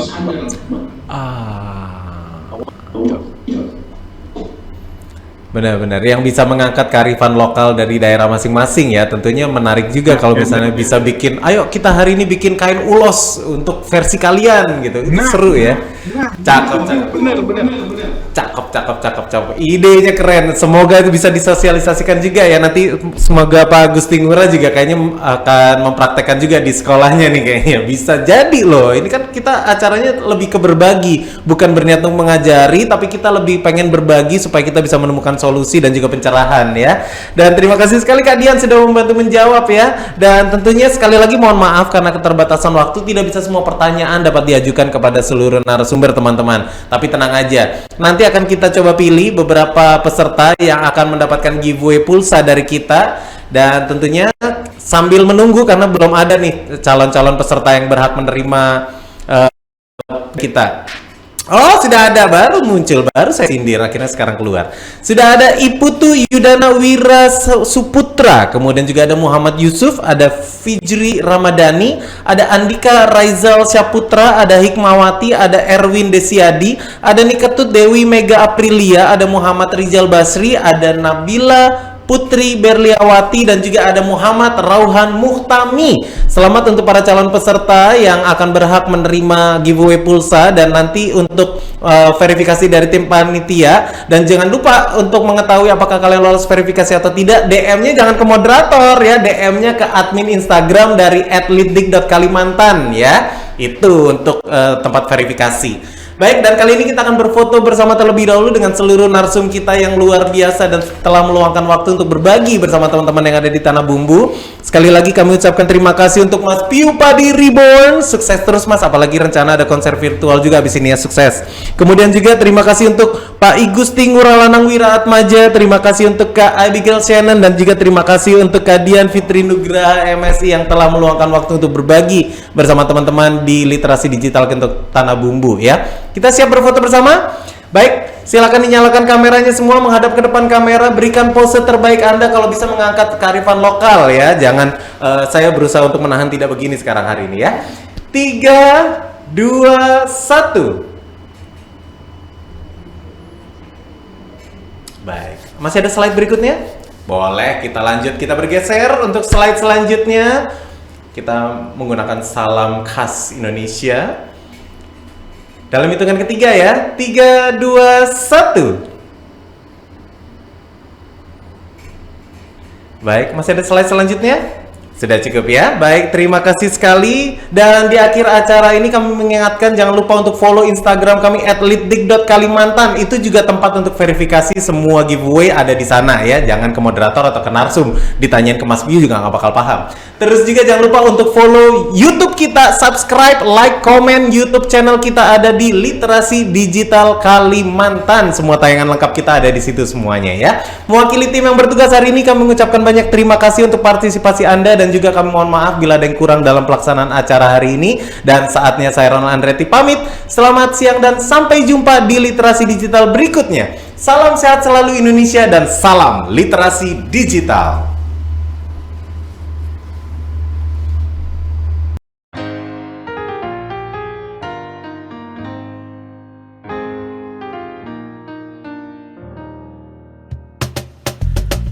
Tolong aku melolong, baca sosmed bikin aku bengong. Banyak berita isinya bohong, bikin orang jadi saling menggonggong. Seperti ada niat sebar kebencian, tanpa peduli akan ada kerugian. Seperti dapat munculnya permusuhan, karena tertipu jadi curigaan. Gue pernah baca hoax di sosmed, yang jadi merugikan tukang trompet. Katanya trompet bisa bikin kanker, trompet sih cuma bisa bikin bibir doer. Sylvester Stallone dibilang mati, Brad Pitt juga dibilang mati, Mr. Bean, Jackie Chan juga dibilang mati. Seneng banget doain orang mati.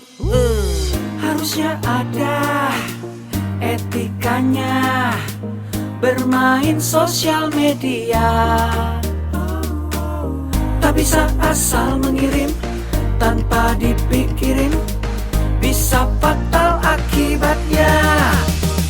Bersihkanlah udara kita dari kebencian, sebarkan saja cintamu untuk Indonesia. Wahai kepada pengguna sosmed, mari bersatu sampai lengket. Jagalah persatuan, jangan lobet. Hati-hati banyak tukang copet. Hey, jangan sampai salah posting, bisa bikin orang jadi pusing. Cek dulu itu penting, jangan jadi cepat terpancing. Gue pernah takut salah minum, karena bahaya buat tulang sumsum. Hampir semua merek disebutkan, gara-gara itu gue kehausan. Gue tertipu isu PKI, katanya jutaan sudah dipersenjatai. Akibatnya gue keluar biaya, bikin persembunyian bawah tanah. Harusnya ada etikanya bermain sosial media. Tak bisa asal mengirim tanpa dipikirin, bisa fatal akibatnya. Bersihkanlah udara kita dari kebencian, sebarkan saja cintamu untuk Indonesia. Bersihkanlah udara kita dari kebencian, sebarkan saja cintamu untuk Indonesia. Bersihkanlah udara kita dari kebencian, sebarkan saja cintamu untuk Indonesia.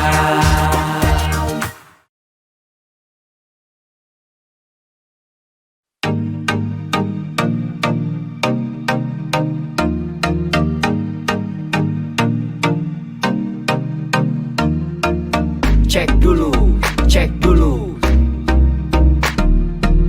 cek dulu, cek dulu.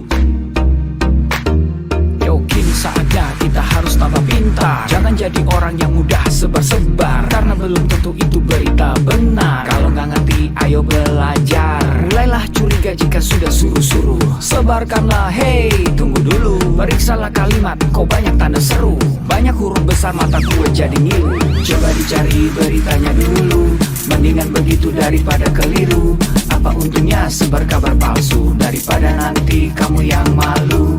Cek dulu, daripada nanti kamu yang malu. Cek dulu, siapa tahu hoax. Yuk. Hello.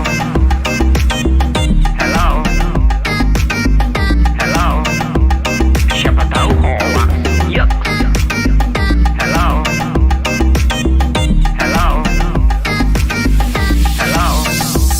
Siapa tahu hoax. Hoax itu konten yang negatif, tujuannya itu ya provokatif. Paling cocok buat buat orang yang sensitif. Kalau ke gue, ya gak efektif.